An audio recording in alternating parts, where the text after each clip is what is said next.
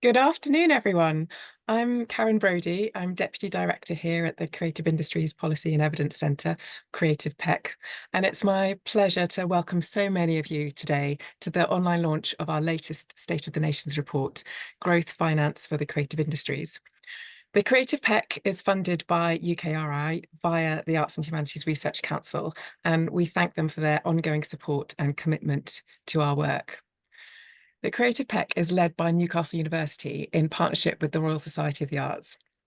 This unique North-South twin hub model enables us to better represent the creative industries right across the UK.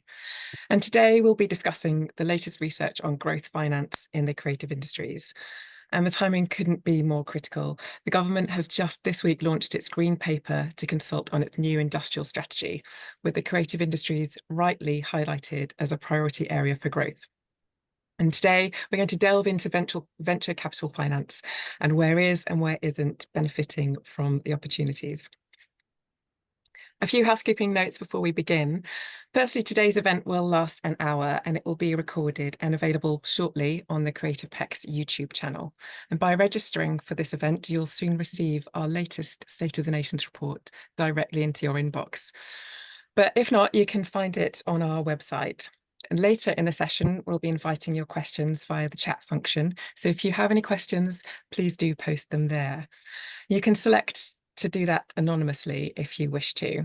And I can't guarantee that we'll get to answer them all, but we will aim to follow up directly via email with any questions that we don't get to. So firstly, I'd like to introduce Professor Hassan Bakshi, the Centre Director here at the Creative PEC. Hassan, over to you. Thanks so much, Karen, and good afternoon, everyone who's joining from the UK, and good morning and good evening for those who are joining from other parts of the world. The UK's creative industries are world-leading, showcasing the best of its creativity and culture to the world. And the UK's financial services sector is one of its greatest assets as an economy. The sector is also unique in driving growth through providing growing businesses with the finance they need to expand. Now, both of these quotes are from this week's UK Industrial Strategy Green Paper. Yet, a natural implication of these two statements, that the UK's financial sector is renowned for its financing of our world-leading creative industries, is not something you often hear. More often than positive stories, one hears complaints from creators, particularly smaller firms, that lenders do not recognise the value of their intangible assets, or that investors do not understand their business models. But is this anecdotal picture borne out by the data? Are there differences in the experience of the different subsectors that make up creative industries? Previous research from the Creative PEC has found that creative businesses in geographical clusters outside London and the southeast of England are more likely to report lack of access to external finance as a barrier to growth. But do we see these regional disparities in the financial data? Despite the great interest in creative industries growth finance shown by policymakers, the quantitative evidence base is strikingly undeveloped. While reports are irregularly published on the patterns of growth finance for UK tech companies, reports on creative industries finance outside of specialist areas like film and other project finance remain few and far between. This lack of evidence impedes not only the design of corrective policies, but the development of creative industries financial markets themselves, as investors are naturally reluctant to invest in sectors where so little is known about growth finance supply and growth finance demand. So in today's report, the Creative PEC takes a first step in trying to fill the evidence gap at both the national and subnational levels. It will soon be accompanied by a second report presenting the findings of our own attempt in partnership with Creative UK and the survey agency BDRC to collect survey data on access to finance in the creative industries. So with no further ado, I'll hand back to Karen and Josh to tell you a bit more about what we've learned. Thank you, Hassan. And now I'd like to introduce Dr. Josh Siepel, Creative PEC Research Lead for R&D Innovation and Clusters, an Associate Professor at the University of Sussex Business School and the author of this report. So Josh, I'll invite you now to introduce the new State of the Nations report. Brilliant. Thank you very much, Karen. I'm going to share my screen, pull up our slides.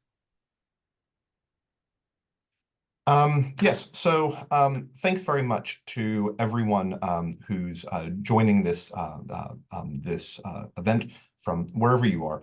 Today we're going to be talking about the issues and the questions and some of the challenges that exist around growth finance for the creative industries. And as you hopefully will be aware, today we're launching this report, which is another part of our ongoing State of the Nations research series. The report that we're launching today is a collaboration between myself, Dr. Sawan Rathi from University of Sussex, and Professor Marc Cowling of Oxford Brookes University. So the question of finance, as Hassan alluded to in his introduction, is a long-standing question and a long-standing concern for the creative industries. I've been working in the area in and around creative industries for a long time. I've been working around issues of access to finance for a long time. And one of the things that we find in a lot of our empirical work, when we ask creative businesses, what are the problems that you face? What are the challenges you face? Access to finance is constantly one of the major issues and the major questions that have been raised.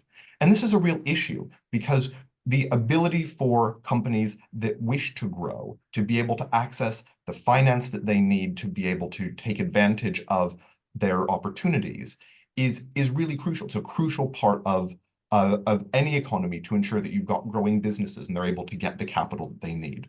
And as we've seen from both Hassan and Karen mentioning earlier, the identification of creative industries as one of the focus sectors for the new UK industrial strategy and the new green paper really highlights how crucial it is that we get this right, because the challenges that creative industries businesses may be facing in being able to access growth capital, if we don't have that right, we may be missing out on substantial potential growth, and potential growth opportunities may be being stifled. And so that's really where we're coming from, sort of the background for this research that we're publishing today. And so on that basis, our aim for this piece of work is really trying to understand the nature of growth finance, but thinking about it in a rather holistic way. And why we say that about thinking about it in a holistic way is it's not necessarily just about, is there enough money? Is it just the supply of capital? We're thinking about it in a broader way, because it doesn't matter how much money you have out there available for investment if you don't actually have companies that want money and are able to use the money and are able to take advantage of growth capital investment. So it's actually a question of demand alongside a question of supply. And more broadly than that as well, in this piece of work, which we're really seeing as kind of, it's the opening of a conversation and, trying to think about ways of considering how the financial services system can engage with the creative industries. There are questions about how we can build a financial system that's best suited to the needs of creative businesses. And these are the questions that we're trying to explore in this report. So in the report, we kind of discuss these three areas in more detail. We begin by thinking about demand for capital. And as I said before, demand for capital is really kind of a cornerstone for any type of finance, because you need to have businesses that want to grow. And thinking about the origins of demand for capital, why do companies want to access capital? Well, one of the things that we were looking at in the report, we did some new analysis using some survey data that was looking at investment opportunities. So across the economy, where businesses were looking at and were identifying new opportunities that were productive ways that could be used to take advantage of a market opportunity. And what we found in our analysis here was that creative industries businesses are substantially more likely to identify new investment opportunities in areas such as R&D, as well as areas like, as well as in new product or service development. So creative businesses, they're more likely than the average sector, the average business, to have good ideas for innovation, for new products and services. And this is really important because it shows that actually there is this appetite for new innovation, for new innovations, and there's a need for capital going into that.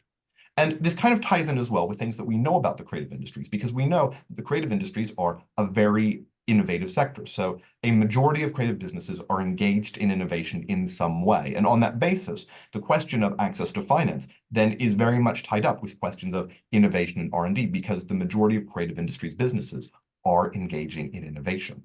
So we know that there are lots of creative businesses that are identifying these types of investment opportunities. But In other parts of the research, other analysis that we did in this study, we found that some creative businesses may be dissuaded or they may be discouraged from seeking the finance that they need because they think, well, funders don't understand our companies. So, we've got we know that we're onto a good thing, but the funders, they just don't understand what we do. They don't understand our business model. They don't understand our intangible assets. They don't understand these things.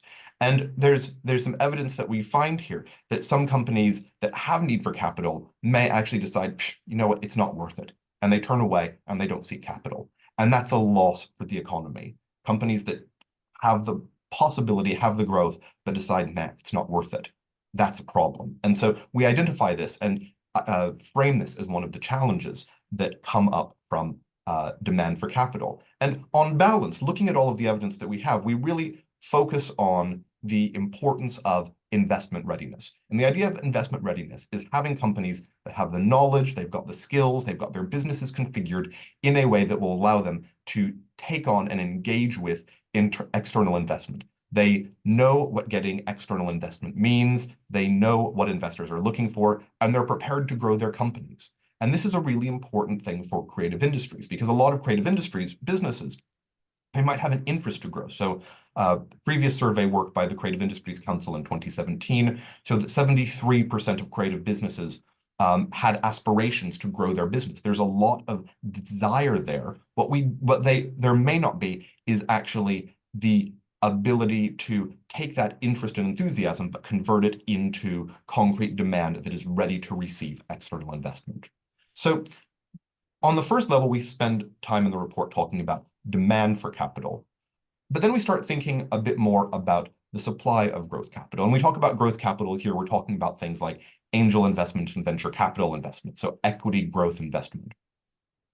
And in our study, we used some data from the Deal Room platform, and we analyzed just over 4,500 investments in creative businesses from 2013 to 2023. And the highlight of what our analysis shows is that these investments are heavily concentrated both at a sector level and at a regional level. So we see that 85% of investments from VCs and angel investors into creative industries businesses were in companies in the IT, software, and computer services sector. Now, this is something that is not necessarily, from the perspective of studying venture capital, is not necessarily a surprise because venture capitalists tend to invest in sectors where they have familiarity, and software is an area where there's been a lot of historical VC investment. But it speaks to the gaps between the amount of capital that's flowing in towards IT, software, and computer services and the rest of the creative industries. Now, the other thing that we find here is that if we look at all investments across all businesses, the share of creative industries businesses that are receiving investment but are not in IT, software, and computer services has actually been declining since 2013. And that's gone down from about 7% in 2013 to about 2.5% last year. And so there's the very real possibility that creative businesses outside of IT, software, and computer services may not actually be catching up. And so there are maybe gaps in equity provision for some of these sectors. We also find, those of you who are familiar with some of the Creative PEC's work and possibly maybe even attended the launch of our previous report on the geographies of creativity will not be surprised when we highlight that the creative industries are very heavily concentrated overall in the UK. They're very heavily concentrated in London and the southeast of England.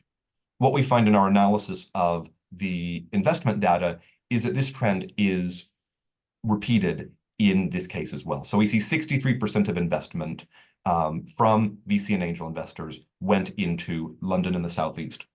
Just over half were in London alone.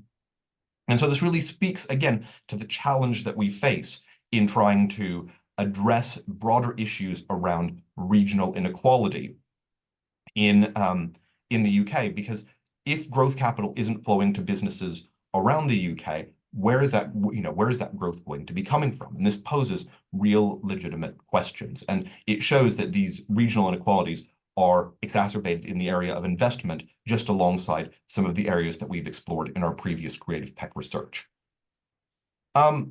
Another piece of work that we look at here is we also think about investment from the perspective of markets for exit. So if an equity investor chooses to invest in a company, they are entirely reasonably going to be wanting to make a good return. And on the basis of wanting that good return, the ability to exit profitably is really essential for equity investors. And what our analysis shows is that mergers and acquisitions are much, much more prominent than stock listings on stock markets for creative industries businesses. And this isn't necessarily a special thing for creative industries, but it is quite stark. So our analysis shows that in 2021, there were 130 creative businesses that were sold to other businesses. And again, this is a good way of exiting your investment. If you're an investor, you sell to another company and that gives you a return. There were 130 of those in 2021, as opposed to 4 stock listings on stock exchanges in the UK. And this, again, shows that there are issues around how investors are able to realize their exits, how they're able to generate their returns. And this poses other questions that I think are worthy of exploring further. Towards the end of the report, we spend a bit of time reflecting on how we can build successful systems for financing growth in the creative industries. And part of our rationale for discussing this is saying that, yes, we've got angel investment, we've got venture capital investment, and these are dominant. There's a lot of investors around. There's a lot of money going into these areas. But at the same time, this isn't necessarily the only way that we can be thinking about investing. And so one of the things that we're talking about is ways that we can try to improve the financial system more broadly overall. So among the ways that we sort of highlight in trying to think about this is to suggest that focusing on investment readiness is a really valid strategy. So we've seen this already through programs such as the DCMS Create Growth Program and its predecessor, the DCMS Creative Scale-Up Program. But supporting companies that have an interest in finance, want to learn more, and helping them to be able to understand what is needed for external investment can be a really good way of driving demand, which can then subsequently end up attracting supply. At the same time, in terms of increasing supply, it may not necessarily be that the answer is just turn on the taps and stick more money into the system. One of the things that we need is trying to show investors that there are actually really good returns that can be achieved. And one of the issues that's been flagged previously in some other research by the UK Business Angel Association has highlighted that there are investors who are interested in investing in creative industries, but the data isn't there to show that if you invest in the creative industries, these can actually be good and profitable investments. And that's something that is a really interesting and kind of important point that we're trying to explore here. And finally, the last thing that we sort of point to is saying that there are indeed opportunities for new financial instruments and institutions that will allow us to support growing firms in the creative industries. So in our analysis, we're saying that yes, venture capital is important, angel investment are important, but at the same time, we've seen there's a lot of scope for innovation in financial services relating to creative industries. This is a really important area. There's a lot of innovation that can happen in this space. And it's something that we encourage and we call for more innovation and a recognition, support for new innovative financial products, as well as institutions to be able to deliver innovation in this space. So just to sort of conclude where we are, in this research, we're showing that creative businesses are more likely to identify investment opportunities, but they're not necessarily always able to access the finance that they require to take advantage of these opportunities. And on this basis, investment readiness really, really is important. We've shown, again, this concentration in some particular sectors of the creative industries that we have, particularly in IT and software and computer services, also again in London and the Southeast. And we highlight this idea around a need and a desire for new financial instruments and institutions both at a national and at a regional level, that may allow some of these challenges to be addressed. So thank you very much. I will close there. Comments and questions, as ever, are welcome, but very happy to hear some thoughts from Caroline. Thank you, Josh. Thanks for that fascinating insight into the world of venture capital finance and outlining those stark regional and sectoral inequalities. I can already see some questions coming through for you, so we'll come to those shortly. But before we do, it's now my great pleasure to introduce our expert responder, Caroline Norbury, CEO of our great friend and partner at Creative UK. Creative UK is the independent network for the UK's creative industries, working to support and invest in creative talent and businesses and unite the UK's creative industries. Caroline sits on the Creative Industries Council and co-chairs the Investment for Growth subgroup of the council. So Caroline, with that, over to you. Thank you. Thank you very much, everybody. And thank you, Josh, for that run through. So it's a great pleasure.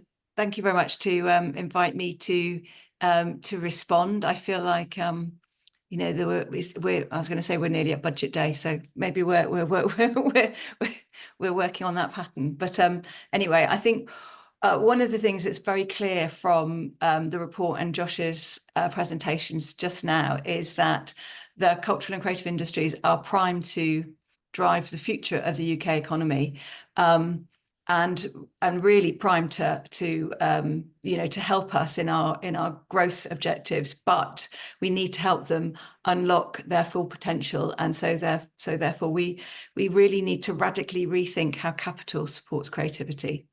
Not just within the cultural and creative industries, but across all sectors. We're a sector that's 125 billion, an engine that fuels innovation, as well as also supporting our communities and delivering global influence. But despite all this power, despite these statistics that we have been recanting, I would say, for nearly a decade, access to growth capital still remains a colossal barrier. I do think there are some sunny uplands ahead, however, and it was instructive and very gratifying to see that on Monday, when the Prime Minister launched the industrial strategy, to see that the creative industries was in there as a priority sector was incredibly important. So I think that the many years that we've all spent dripping the facts around the size and the opportunity of the sector are landing, and it's good to see this new government building on the skeleton, I suppose, that the previous government put in place, and understanding the importance of the creative sector. Now, Josh and co, as researchers, some of the points you've just shared with us showed one of the important things I think I'd really like to pick out is that that the investment that is needed for the things that you've talked about, such as innovation, these are all characteristics of growing and scaling businesses. So businesses that are scaling and therefore are more likely to be financially robust in the long term are those businesses that are innovating, that are seeking finance, and often actually are trading globally. And from the research, one can see that the creative industries ticks all of those boxes. So we're definitely in a sweet spot for the growth opportunity that this country so desperately needs. But what the report also tells us is that just 2.5% of all equity investments last year went into creative businesses outside of tech. And that is down in 10 years from 7% in 2013. So that's incredibly disappointing, but it's also quite dangerous for our future prosperity and, importantly, for future innovation. But I don't want my job today to be sort of like pick up the things that are wrong and challenging. I really want to bring forward some solutions and lead a call for change. So I would absolutely get behind, I think, the main narrative of this report, which is that we need a new narrative about a new financial ecosystem, one that understands and values creativity, one that invests in ideas, in IP, and in businesses that don't fit the rigid mold of traditional finances. Creative organisations and businesses don't just need hoops to jump through, they need that capital that trusts their vision. The report also makes something else abundantly clear, which is that we need investment readiness programmes. One of the key findings, I would say, of the 10 years or and so that we've been, as Creative UK, have been working with and investing in creative business, is that there is a real asymmetry of information between investors and people seeking investment. And there are the beginnings of some very, very important public sector programs that have started to flush out this and seek to join up those with money with those seeking money. But there's an awful lot more that we need to do, and we really need to embed that investor readiness ethos deep into creative clusters across the UK, because what we're looking for, as the report highlights, we really need to address this geographical asymmetry, because we know that one of the great things about the creative industries is that it is actually quite geographically diverse, and previous PEC research has shown the multitude of clusters and mini clusters around the country. So we need to do more to match capital from those locales with the requirements of the businesses in those areas that need to grow. So we need to look at how can we unlock the power of our regions and give creative entrepreneurs the fuel that they need to build the future. Creative UK is very proud to have a long history of people on the ground, out in the field, supporting organisations in the creative and cultural industries of all different kinds to grow. And I'm sure many of you on this Zoom will know about will know some of my colleagues that are based in every part of this country, really. And we know that it's that work where you've got boots on the ground, working with entrepreneurs, working with businesses, that's really critical to facilitating and fueling inclusive growth. So it's about meeting innovators and entrepreneurs where they are in those communities. So what might some of the solutions be that this research flows up that I'd quite like to float and that I would be interested in people's responses to in the question? So we need new pools of creative capital. When we look at other sectors that perhaps actually are probably not as old as ours. I mean, we're still a relatively young sector, but if you look, for example, at the green energy sector, or you look at the social enterprise sector, you will see a whole new set of financial products, of new types of fund managers, of new investment models. We've seen a plethora of them developing over the last 10 or 15 years. We haven't seen that in the cultural and creative industries. So we definitely need to look at what are those new pools of creative capital and what are the new products that we need and that we can develop, and who are the intermediaries that can help bring those things together. We also need more joining up in the policy space so that public investment can more actively catalyse private sector investment in the creative industries. And I think that the very obvious tech skew that comes out of this report is one of the things that we need to address. I think that across the investment landscape, whether you're talking about public money or you're talking about private money, we over fetishize tech. And our own experience, so I'll just tell you something a bit about some of the businesses that Creative UK has invested in. We did a back of an envelope piece of research in advance of me having to give some thoughts this afternoon. And we looked at the 25 of the companies that we've invested in that have exited. What we found was that only a third of those businesses had a predominantly tech offering. So 2/3 were not.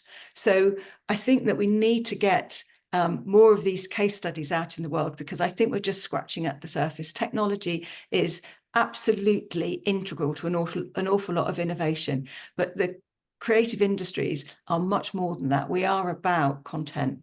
We are predominantly a service sector. So it is also about more sophisticated approaches to investing in service-based businesses. The other bit of research that we've done shows that in terms of the businesses that we've had our own money in as equity investors, our return is on average just under 3 times our money. So that meets the same sort of return really that the private sector would expect. So I think that there are some myths around how you can catalyze public investment, but also the nature of that investment as well. And this report is really, really helpful in flushing some of those things out. 2 other little points I just would like to make really in terms of the other things that we need to look at. The first is the lack of intermediaries that we have in this space. So we need to have more joiner-uppers. We need to have more organisations, businesses, if you like, that can come in and help and support and provide that investment readiness advice. But we also need to look at skilling up our cultural and creative entrepreneurs. I think that I've been running a few roundtables recently with colleagues in the cultural sector, and I think that what's really evident is there a real lack of investment expertise within that sector, and that is one of the core pillars within the creative industries overall, and it's something that we really need to address because they are an incredibly entrepreneurial subsector. But they're always last in the queue when we talk about investment. So I think the question overall is not if we should act, but really how fast we should act. The cultural and creative industries are a real antidote to many of our socio-economic challenges. They are a force for growth. They provide us with the innovation and the growth opportunities that we need. And as everyone these days seems to be very fond of saying, talent is everywhere, but opportunity is not. But I'd like to add a caveat to that, not yet. But I think with the right support from private investors, from philanthropists, from combined authorities, from academics, I think, by working together, we can change that. And I think one of the great things that the PEC has been able to do is to create that supportive ecosystem and network where research and evidence-based policy making, you're nourishing that environment for policy making. So I think the time to act is right now. Let's face it, the creative industries is one of the very few things that we do absolutely brilliantly in the UK. So let's focus on dealing with this growth capital issue. Let's make sure that the industrial strategy delivers for the creative industries, and let's revolutionise how we invest in creativity and release the full potential of our country's greatest asset. Thank you. Thank you, Caroline. And you've touched on so many of the questions that have been coming through. One of the issues I think that we've been asked about is the wider ecosystem, which you've spoken a little about. But I wonder if, Josh, there's anything that you'd like to add about the wider structure around finance and the roles of businesses and government in making sure that these entrepreneurs are business ready, are investment ready. Yeah, I mean, I think there's that it's a really important question, and investment readiness is something which can benefit everyone. Not all companies are suited for receiving growth investment, and companies need to go into it with their eyes open about what it necessarily means. But I think there's a real incentive for the government to be doing this, because there's untapped growth. There are companies that are actually thinking, we could actually do something. We could take our business to the next level. But if they don't know what they need to know, they don't actually have the skills, they don't really understand what financial backers might be looking for, then there's a real gap. And so I think, it's not necessarily about that it should necessarily all be on companies themselves saying you need to pull yourself up by your bootstraps, but there's a real incentive for everyone in the ecosystem, for the government, for industry organizations, for policy bodies, for everyone, to help ensure that companies that have a desire for growth and an interest in growth, to be able to take advantage of that and to be able to make the most of their potential, really. Thank you, Josh. Caroline, anything else you'd like to add? No, I've just been reading all the questions. Good ones in there. The next one I'd like to come to, this one for you, Caroline. We've got a consultant from Bayes Business School, and the Faculty of Finance is planning research into new financial products to support the creative industries next year. What does Creative UK think is the main problem they should solve? Oh gosh, there are so many. I think one of the things that Creative UK is particularly interested in is how do you get investment in early stage IP companies. So I think that, you know, quite often when we're talking about investing in IP, most investors think that what you're investing in is the tech, and that is part of the IP. But actually, you know, you're also investing in content and you know, things like stories, scripts, character development, etc., etc. So I think that I was just scrolling through some of the questions, and I think that this sort of tech versus everything else it's not very helpful, but we have to recognize that it's there. And I think that we need to have more, we need to look at the sort of taxonomies, but actually we need to look at more and more case studies which are around the sector as a whole, rather than the things that are probably the most obvious in terms of the sort of tech investment stories, which are quite often the ones that are thrown up. So I think it's quite interesting looking at what's been happening in music in the last sort of 5 years or so, and that is becoming more of an asset class than it has in the past. But I'd like to see a lot more research in how do you invest in early stage creative content companies, and what are the growth stories, what do the exits look like, and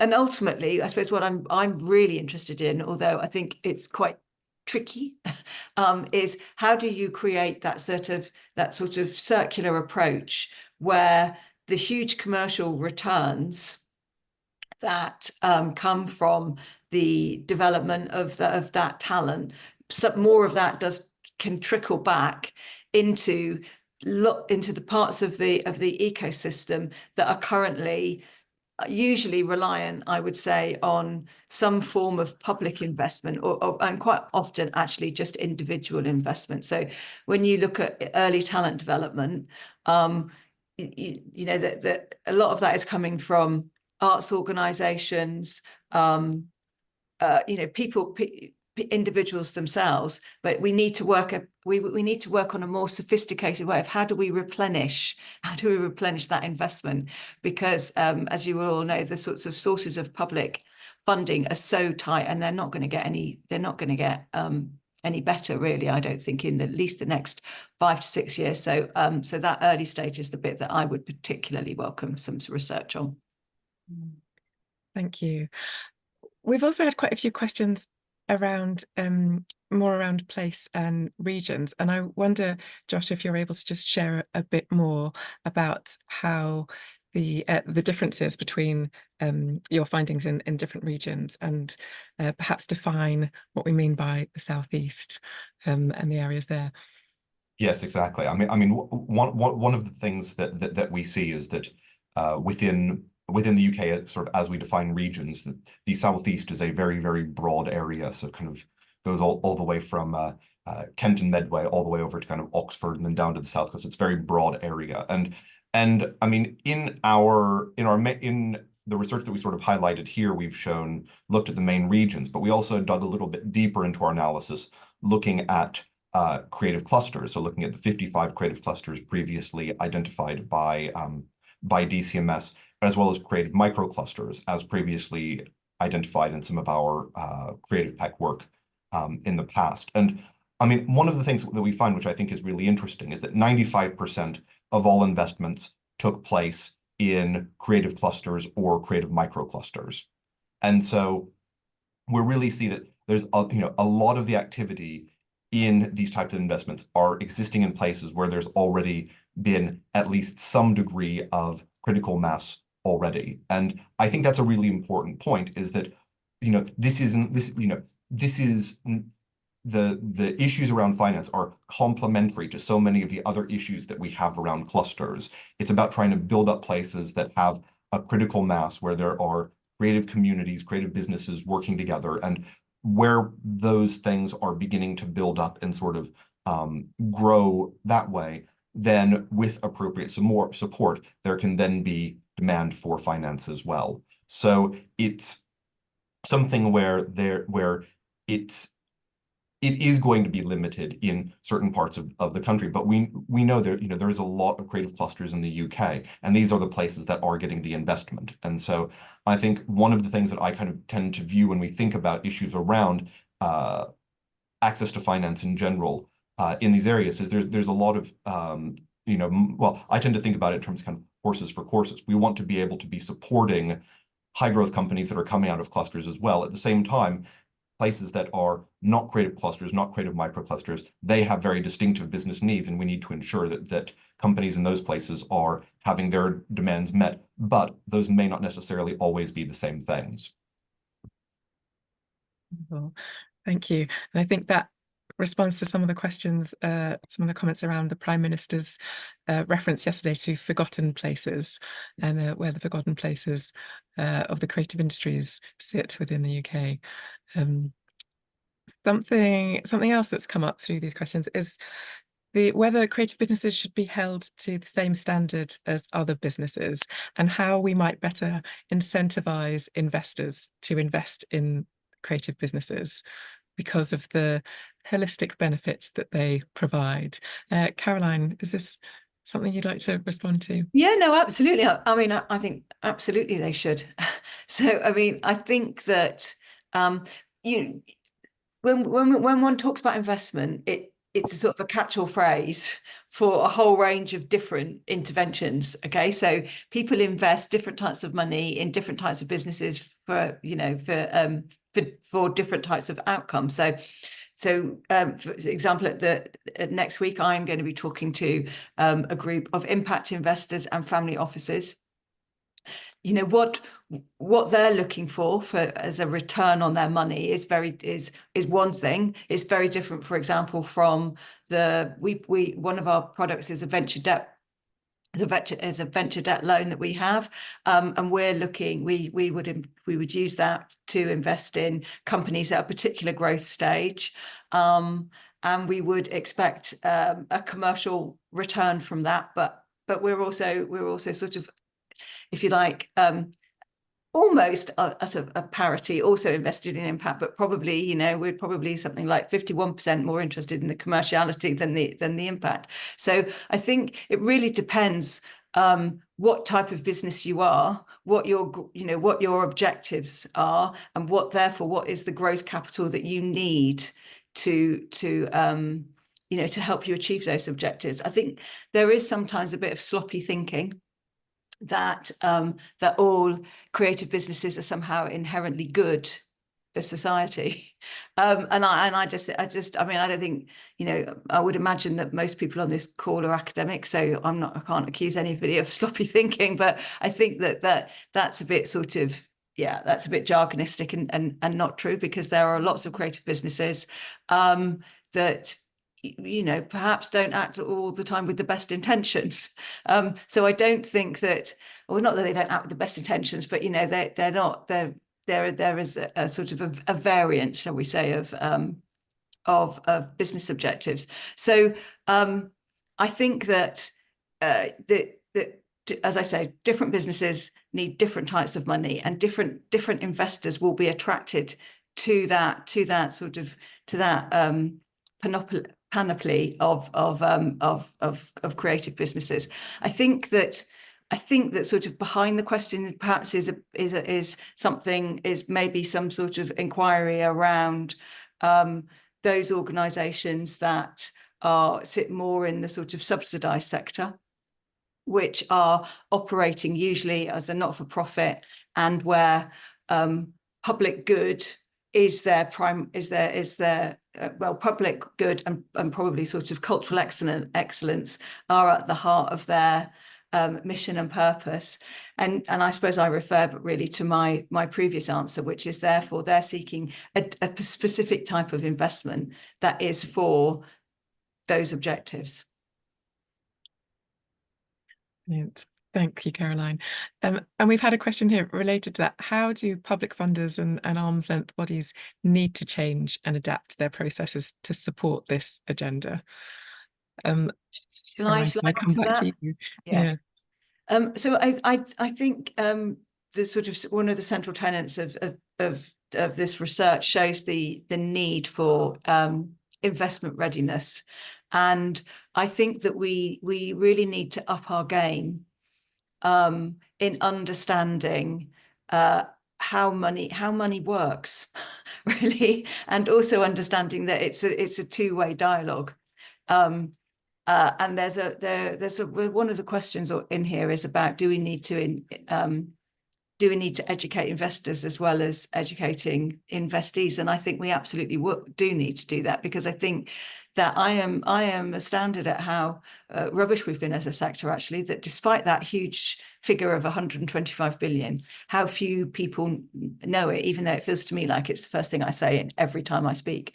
So I think that investors generally are not aware of the opportunity, but often many of the businesses seeking investment really don't really know what are the questions that investors are looking to answer. So, and I think that there's a big job to do in helping entrepreneurs move from what is often sort of project-based work into then that transition into, so how do you turn that into a business, and then how do you help that business to scale? Yeah, there we go. Great. Thank you. We've got a few people here from local governments, and there's a question around prioritising in the near term. What can local governments do to help attract creative industries investment? Josh, can you come back to us on this one? Yeah, I mean, I think it's a really it's a really important question of what can actually be done for local places, for devolved nations, for local authorities. And I mean, I think in a lot of cases, I mean, I think coming back to some of the things that Caroline has said, I think a lot of it comes back to questions around investment readiness. It's trying to support companies that are in place to be able to grow, to be able to find markets, to be able to feel supported to be able to achieve their objectives. And I think the more robust group of companies demanding capital there are, and the stronger sort of value propositions that investors are seeing, I think that's a very good way to actually for places to be able to drive interest. If there are good investment opportunities, it's at least more likely that investors will be able to find them. And I think there's work to do more broadly around, as Caroline has said, sort of increasing the visibility of creative sectors to investors, making investors aware of what's going on, educating them about business opportunities that exist, investment opportunities that exist. But I think particularly at sort of a local government level, I think a lot of the job there is probably, the local government, but also as well at the devolved nation level as well. I think a lot of the work there is about building up demand and trying to encourage and support businesses to be able to grow. And then I think also there's particularly in the case of the devolved nations, I think there is a bit more latitude that the devolved nations have in terms of being able to drive and support businesses and trying to encourage inflows of capital through some of the mechanisms that they have. And I think that's possibly slightly that they may have a little bit more they can do in terms of encouraging supply. But in general, I think a lot of it comes down to demand. And there's also the points that we've raised before about new investment instruments as well, and exploring new opportunities for new financial instruments that can support creative businesses also. Great. Can I just add to that? I think one of the things that we've seen from the public sector is a sort of historically an unwillingness to have specialist providers. So a lot of the business support that has been available over the goodness knows how long has always been very, very generic. But what we know is that people like to invest in things that they understand, and people who are looking for investment want people who understand them to invest in them. And one of the sort, if I just do a quick sell for Creative UK, is that having been doing this for a very long time, you know, we never invest in a business without actually working with other investors alongside us. And what we've been able to do is to grow an ecosystem of other investors and intermediaries and specialists, so that anytime when we work with a business, we will help them find the right mentors, the right people to be on their board, and then identify others that we think might be invested in them as a proposition. And I suppose in context of working with combined authorities and local authorities, I think I think it's really, really important to distinguish between this fallacy, I think, that growth is all the same. Absolutely, there are lots and lots of things that are very similar, whether or not you're building a widgets business or you're building a TV business. There are lots and lots of functions within those businesses that are the same.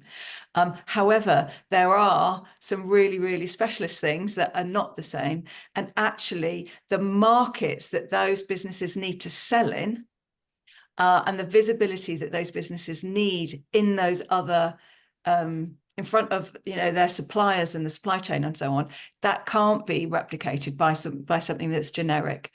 So I would really, really urge people who are policymakers to take that seriously, because I don't think that nettle has been grasped as well as it might in the past. Thank you both. I think there's time for just one final question. There are a few people have mentioned different types of funding. So someone termed it the patronage funding from places like Arts Council England and Creative Scotland, and shared prosperity funding. We've got VC funding and angel investors.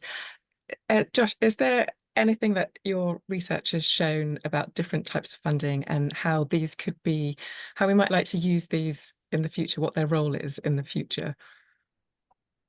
I mean, I think one of the things that we are viewing here and that we're sort of calling for is, we're calling for innovation. And I mean, as Caroline said, there was, we have seen, in the world of finance, it's relatively new to come up with an entirely new asset class. And yet in the UK, with the success of hypnosis and related funds that are backed on music and rights towards music and things like that, that's one of the relatively few entirely new asset classes that's been introduced in the past couple of years. Creative industries are a very good place for doing that. And I think there's a need for innovation in that space. And I mean, we see a lot of things that are a lot of scope for innovation already. And I mean, as Caroline says, there's things like venture debt. We're seeing conventional banks being much more, the main clearing banks being much more open to IP-backed businesses than they have been in the past.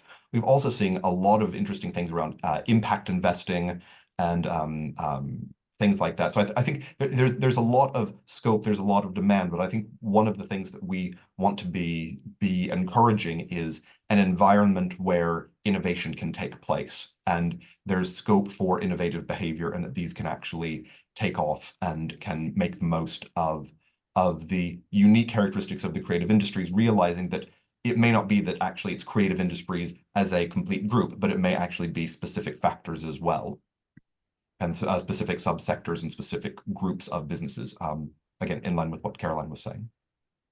Brilliant. Well, thank you so much. And we've got so many more questions that we haven't had a chance to get to, but we will review all of them and try and get back to responders, to questioners as soon as we can. So I'd like to thank you all for joining our launch today and for your questions, which have demonstrated the breadth and expertise of our sector and our shared ambitions to ensure that our creative industries remain world leading. So a huge thanks to our speakers, Hassan Bakshi, Josh Siepel and Caroline Norbury. And thank you again to our funders, the Arts and Humanities Research Council, and to all the brilliant work that they do. And also a big thanks to the team who have helped deliver not only the report, but also this event today. Please look out for our event evaluation making its way to your inbox shortly and tell us what we can do better and what you'd like to see more of. And if, as I say, if we didn't get a chance to answer your question, we will follow up with you directly via our research team in Sussex. Finally, 2 dates for your diary and one linking back to the questions. There was several questions about foreign direct investment into the UK for the creative industries. And we didn't come to those because our next State of the Nations launch on the 20th of November is exactly about that subject. So please do make sure that you're on our newsletter list so you can sign up to come along to that. And then on the 11th of December, we'll be focusing on creative higher education. And you'll be able to get the booking links through the mailing list and on our website. And for all of our archive, the archive of all of our publications, please visit our Creative PEC website. So thanks again for joining the Creative PEC today, and we hope to see you at the next event.